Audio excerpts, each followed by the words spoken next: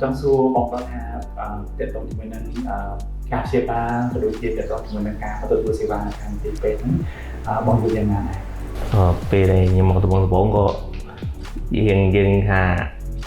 តាក់ទើដែរតែពេលម្ដងមកជួបបងខាងពេទ្យហើយគាត់ក៏ណែនាំអីចឹងទៅក៏ឃើញប្រពន្ធយើងគាត់ឈឺធ្ងន់ដែរអញ្ចឹងក៏សម្រេចថាទទួលយកការព្យាបាលនៅទីពេទ្យតែក៏សូមអរគុណខាងពេទ្យបានគាត់មើលថែល្អហើយក៏សេវាកម្មគាត់ឲ្យលឿនបានហើយក៏អរគុណគ្រូពេទ្យដែរដែលបានជួយថាវាកាត់បានភ្លាមគឺថាមិនចាំយូរអញ្ចឹងបងបាទហើយក៏ឥឡូវគាត់ប្រសើរឡើងខ្លាំងសម្រាប់បងស្មារតីបើសម្រាប់ខ្ញុំគាត់ថាល្អព្រោះគាត់មើលថែយើងបានល្អហើយខ្ញុំជប់លោកគ្រូល្អគាត់មើលថែខ្ញុំល្អខាងមន្ទីរពេទ្យក៏ល្អខ្ញុំធ្វើបានចិត្តហើយខ្ញុំជំងឺពីកាក់ខួរក្បាលគឺបញ្ហាធ្ងន់ប៉ុន្តែខ្ញុំមកបានជួបពេទ្យដូចរបៀបថាជីវិតខ្ញុំមកថ្មីអញ្ចឹងខ្ញុំសប្បាយចិត្តហើយថ្ងៃធ្វើអីទេគាត់អ្នកគ្រូពេទ្យថៃតែគាត់មើលថែយើងល្អទទួលស្គាល់ដូចថាចូលពេទ្យតាណាអត់មានអញ្ចឹងតែលើកទី1ដែលខ្ញុំបាន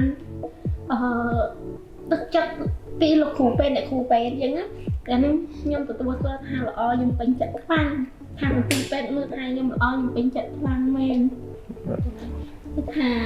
យើងត្រូវអីនិយាយអត់បានខ្ញុំទទួលថាខ្ញុំពេញចិត្ត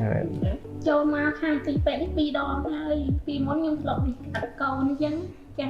ដល់ពេលមកតានេះខ្ញុំទៅឃើញថាមានជំរឿទេនឹងមកជំរឿខ្ញុំគឺល្អខ្ញុំមិនអាចចូលពេទ្យណាបានល្អអញ្ចឹងណាទោះបីថាខ្ញុំមិនអាចចូលលោកដុកទ័រល្អអញ្ចឹងណាខ្ញុំមិនដែលមានទេគាត់មានទឹកចិត្តល្អបំផុតចាก็ดีใจครับที่ว่าผลการรักษาเป็นไปได้ดีนะครับก็ถือว่า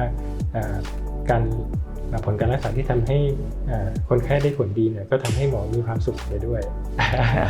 เป็นสิ่งที่ทำให้หมอสามารถที่จะมันเติมพลังในตัวของหมอให้หมอทำงานได้ดีที่สุดเต็มที่ต่อไปในทุกๆครั้งที่ทำผ่าตัดช่วยเหลือคนไข้ครับขอบคุณครับขอบคุณมากเลยขอบคุณครับ